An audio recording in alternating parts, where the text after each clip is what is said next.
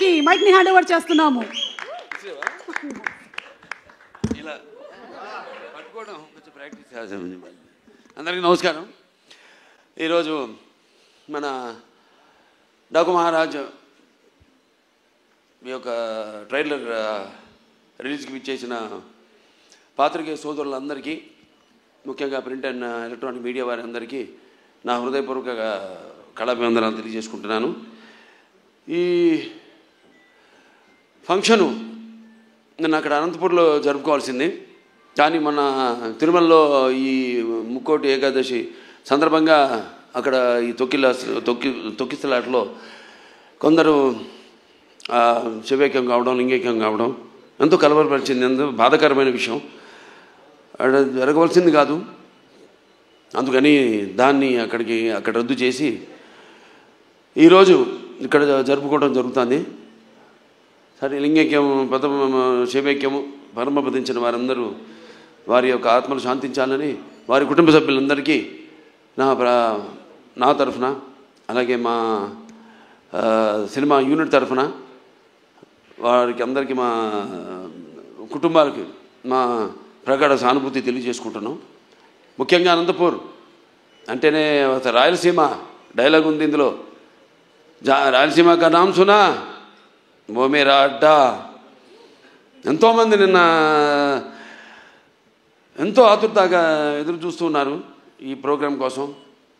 ఎంతో వ్యయ ప్రయాసాలు కోర్చి ఎంతో దూరం నుంచి కూడా వాళ్ళు రావడం, ఆ పక్క కడప కానివ్వండి, కర్నూలు కానివ్వండి, ఒకటని కాదు, అటు చిత్తూరు కానివ్వండి, అనంతపూర్ కానివ్వండి, లేకపోతే మిగతా ప్రాంతాల నుంచి కానివ్వండి, ఇటు తెలంగాణ నుంచి కానీ అబ్బాయిని అందరూ తరలి వచ్చారు అక్కడికి. పేరున వాళ్ళందరికీ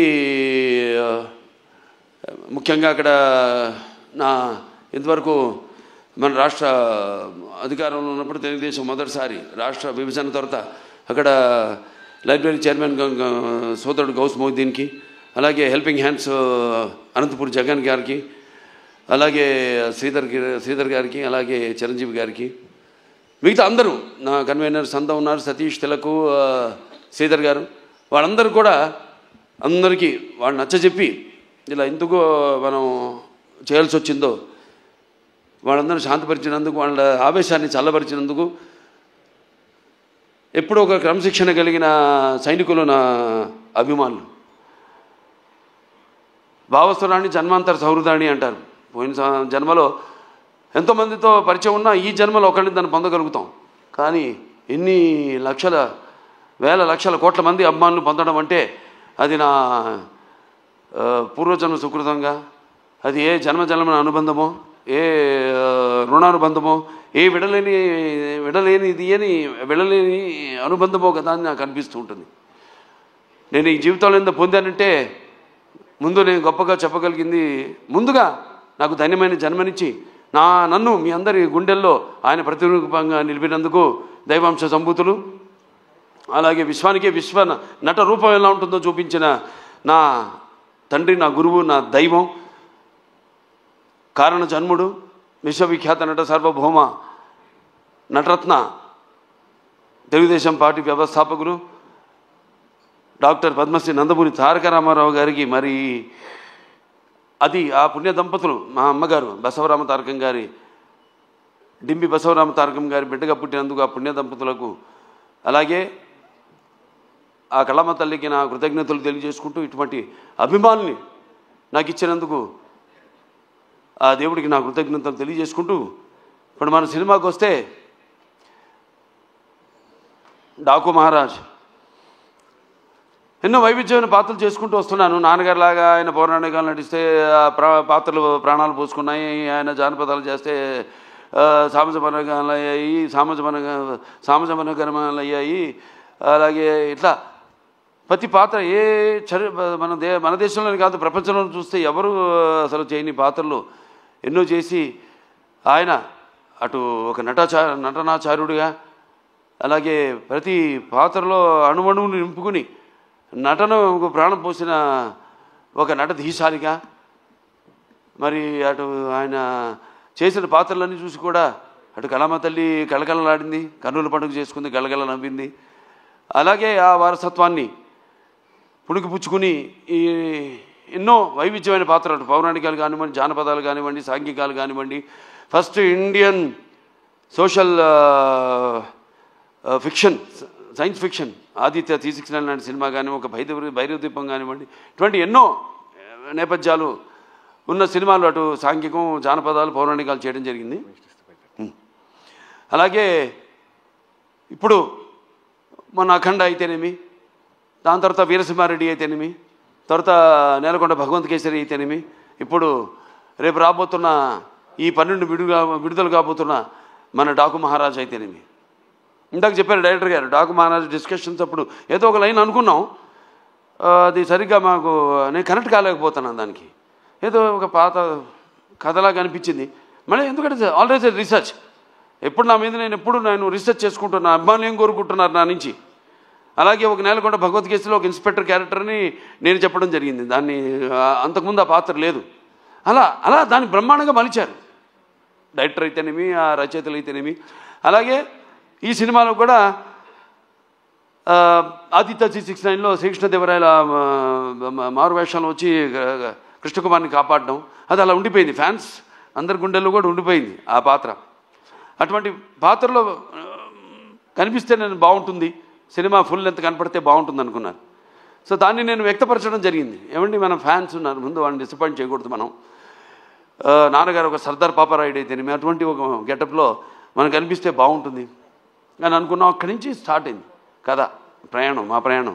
దాంట్లో మరి ఎటువంటి సమస్యను మా ప్రతి సినిమాలో మహిళలకైతేనేమి వినాశ్రయం జననం నాస్తి, వినాశ్రయం గమనం నాస్తి, వినాశ్రయం జీవం నాస్తి, వినాశ్రయం సృష్టి రేవ నాస్తి. ప్రతి సినిమాలో కూడా మహిళలకు ఒక ప్రత్యేకమైన ఇంపార్టెన్స్ ఉంటుంది. అలాగే ఏదో ఒక సందేశం, మంచి సందేశం ఇవ్వాలి మనం అన్నప్పుడు దాన్ని మనం చూస్తారు సినిమాలో. మొత్తం చెప్పేస్తే ఎలా, రేపు ఏ సమస్యను మేము తీసుకున్నాం, అసలు దాని మీద మన తెలుగు వాళ్ళ గొప్పతనం ఏంటి అన్నది కూడా ఈ సినిమా ద్వారా చెప్పడం జరిగింది. ఇలా ఒక కథను బ్రహ్మాండంగా మళ్ళీ డైరెక్టర్ గారు దాన్ని కన్సీవ్ చేసుకుని, మళ్ళీ ఆయన టీము మోహన్ కృష్ణ గారు అంతా ఉన్నారు, అందరు కలిసి ఒక బ్రహ్మాండంగా ఉన్న కథగా దాన్ని రూపొందించారు. అదే మన డాకు మహారాజ్. టైటిల్ వచ్చేసరికి మన డాకు మహారాజ్ అంటే ఎలా ఉంటుంది అన్నది ఒక చిన్న అనుమానం ఉండేది. దాన్ని కూడా బాగా జాగ్రత్తగా ప్లాన్ చేసి, ఇప్పుడు ఎలాగైతే మేము ముందు టీజర్ రిలీజ్ చేసాం, టీజర్లో ఏం చెప్పాలా, కొంచెం చప్పగా ఉందనుకున్నారు. తర్వాత ట్రైలర్ రిలీజ్ చేసాం, మొదటి ట్రైలర్ పర్లేదన్నారు.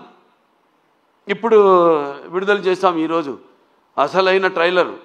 అంటే ఏదైతే అభిమానులు కోరుకుంటారో, అభిమానులే కాదు ఏదైతే జనం బాలకృష్ణ నుంచి కోరుకుంటారో మొత్తం అంతా పొందుపరిచి ఈ ట్రైలర్ని రిలీజ్ చేయడం జరిగింది. ఇవాళ అద్భుతమైన స్పందన వస్తుంది. సో ఒక సినిమా అంటే కేవలం ఎంతోమంది నటీనటులున్నారు ఇక్కడ. నాతో పాటు నటించిన ఒక ప్రజ్ఞా జైస్వాల్ అయితేనేమి అఖండాలో చేసింది నాతో, అలాగే శ్రద్ధా శ్రీనాథ్, అలాగే ఊర్వశి రౌతెల, అందరు కూడా ఇప్పుడు వాళ్ళ పాత్రలు ఎంతో అద్భుతంగా, అంటే అటు కేవలం గ్లామరే కాదు పర్ఫార్మెన్స్. ఆవిడంతా ఇందాక మన కెమెరామెన్ గారు ఉన్నారు ఇక్కడ, విజయ్ కార్తిక్ గారు, ఎంతో అద్భుతంగా సినిమాని చూస్తున్నారు మీరు. ఆ సినిమాలో కూడా లైటింగు స్కీము, ఒక లైటింగ్ స్కీమ్ అంటూ ఉంటుంది. దాన్ని ఎలా అద్భుతంగా మేము చేసే సన్నివేశాలకి ఇంకా జీవం పోసి, ప్రాణం పోసి ఎంత అద్భుతంగా వాటిని ప్రజెంట్ చేశారు డైరెక్టర్ అండ్ కెమెరామెన్. నా దృష్టిలో ఒక భార్యాభర్తలు అంటాడు. అంటే ప్రభుత్వం లాగానే, ప్రభుత్వం ఏముంటుంది, ఎన్నో స్కీమ్స్ అనుకుంటుంది, కానీ దాన్ని ఇంప్లిమెంట్ చేసేది ఎవరు? బ్యూరోక్రాట్స్. సో వాళ్ళని మనం పొందాలి ముందు, మనం వాళ్ళ ద్వారా మనం ప్రజలకి వాళ్ళ అవసరాలు తీర్చాలి మనం. అలాగే ఒక డైరెక్టర్ తను ఏం కన్సీవ్ చేసుకుంటాడు దాన్ని ఎంతో అద్భుతంగా స్క్రీన్ మీద సన్నివేశాన్ని బట్టి అద్భుతంగా తెరకెక్కించాడు మా కెమెరామెన్ విజయ్ కార్తిక్ గారు. అలాగే ఇక మా తమన్ గారు ఉన్నారు, ఇక ఆయన గురించి చెప్పక్కర్లా. సప్త సాగర సంఘర్షణ జ్వలిత సద్బోద్భవ మాధురి స్వరాలైన సరిగమపదని సంగీత సాహిత్య మధుర గీతాలు వినడానికి భాషా భేదం కానీ, ఆడమగ తేడా కానీ, ధనిక దారిద్ర్యాది తారతమ్యములు కానీ, పండిత పామరాది పట్టుబిడుపులు కానీ, అభిమాన దురభిమానులని అడ్డుగోడలు కానీ ఉండవన్నది నా నమ్మకం. ఎందుకు మనం సాక్షాత్ మన పురాణం నుంచి చూసుకుంటే మేనక సరస సల్లప సంగీత సాహిత్య మధుర శబ్దానికి సృష్టికి ప్రతి సృష్టికర్త అయిన విశ్వామిత్రుడే ప్రపంచానుభూతికి వచ్చాడని, లేకపోతే శ్రీకృష్ణుని వేణు నాదానికి ఆవుల మంద మేపు మాని మోకరిల్లాయని, నేటికి నాదస్వరానికి పావులు సైతం పడగలెత్తి ఆడడం చూస్తున్నాం మనం. అలా ఒక సంగీతం హిట్ అయితే ఆ సినిమా సగం హిట్ అయినట్టే. ఇక తమన్నా కాంబినేషన్ చెప్పక్కర్లేదు, అఖండాతో సబ్బూఫర్లు బ్లాస్ట్ చేశాడు. ఇప్పుడే ఇక్కడ ఈ మన ట్రైలర్ చూపించినప్పుడు కూడా స్పీకర్లు పడిపోయినాయి ఇక్కడ. సో అంటే నేను చెప్పేది కథను బట్టి ఎలా సినిమాకి ద్విగుణీకృతం చేయడం. సినిమాలో ఉన్న మేము ఎంత నటించినా, డైరెక్టర్ ఎంత తీసినా, ఒక కెమెరామెన్, ఒక మ్యూజిక్ డైరెక్టర్, ఒక ఎడిటర్. ఈ సందర్భంగా ఎడిటర్ రూపన్ గారిని, రంజన్ గారిని నేను మెచ్చుకోవాలి. అద్భుతంగా చేశారు వాళ్ళు, చాలా అద్భుతంగా. ఎందుకంటే ఈ సినిమా అనేది వీళ్ళ ముగ్గురు చేతుల్లో ఉంటుంది. మనం చేసిన తప్పులు అయితేనేమి, లేకపోతే మనం యాక్టింగ్లో తీసిన విధానంలో అయితేనేమి, లేకపోతే చేసిన విధానంలో అయితేనేమి, ఏమి కొన్ని కొన్ని చిన్న చిన్న లోటుపాట్లు ఉన్నా అవన్నీ కవర్ చేసేది వీళ్ళు ముగ్గురే. అద్భుతంగా చేశారు వాళ్ళు. వాళ్ళకి అప్పగించిన పనులు వాళ్ళు అద్భుతంగా న్యాయం చేశారు వాటికి. అలాగే ఇక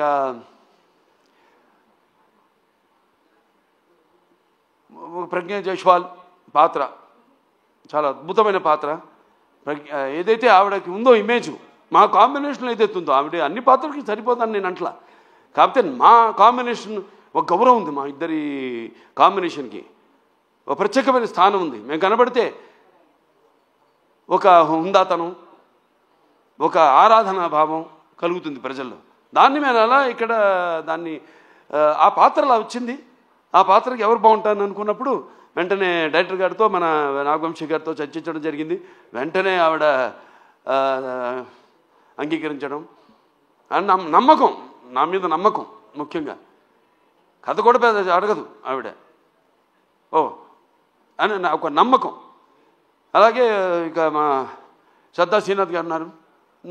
ఇక very versatile and very potential artist. ఎన్నో ఎక్స్ట్రాడినరీ పర్ఫార్మెన్సెస్ ఇచ్చిన, అంటే అవకాశం దొరికినప్పుడు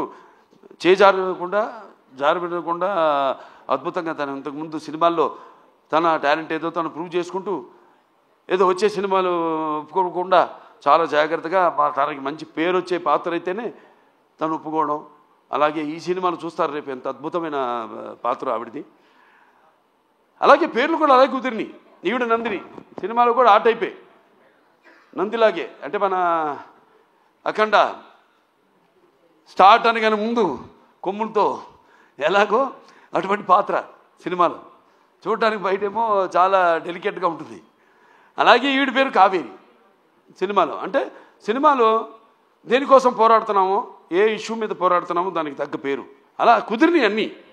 అలాగే మన ఊర్వశి రౌతెల ఆవిడుంది. పాటే కాదు, పాటతో పాటు చాలా మంచి పాత్ర ఆవిడది.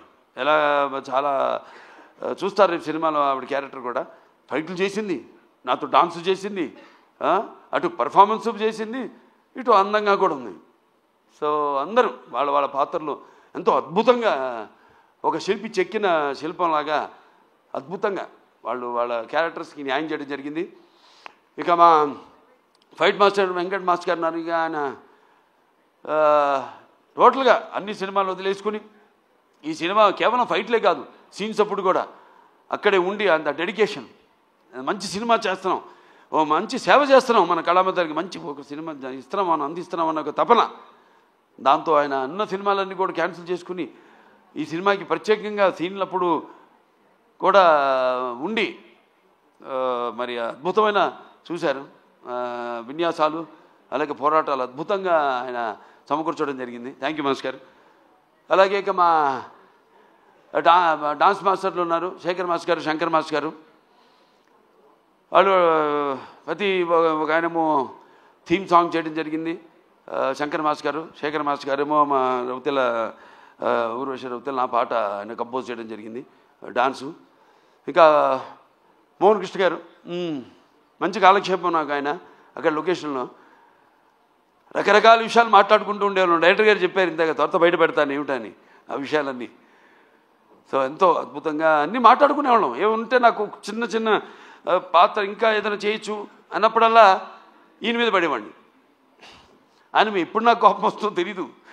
ఆయన ఏంటి అలా పాపం అలాగేనండి అంటూ తలూపుతూ ఉండేవాడు అన్నిటికైనా. కానీ మళ్ళీ ఆయన కాదన్నప్పుడు మళ్ళీ దాని గురించి మళ్ళీ ఆలోచించేవాడిని.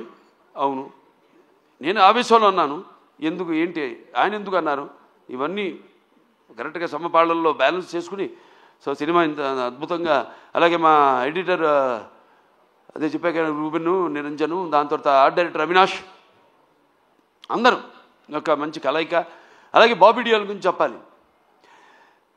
అదే చెప్పే డైరెక్టర్ గారు ఎంతో అద్భుతంగా చేశాడు ఆయన పాత్రని. దానికి కూడా రకరకాలుగా అనుకున్నాం ఎలా చేద్దాం. ఆయనకేమో ఆ ఇమేజ్ ఉంది, ఏది యానిమల్ సినిమా ఇమేజ్. నన్ను డాకు అంటే ఒక దొంగ, లారెన్స్ ఆఫ్ అరేబియా, ఇవన్నీ మంచి ఒక నేపథ్యంలో కొత్త ఎవరు అందరూ ఎంతో కష్టపడి పనిచేశారు ప్రతి ఒక్కరు కూడా.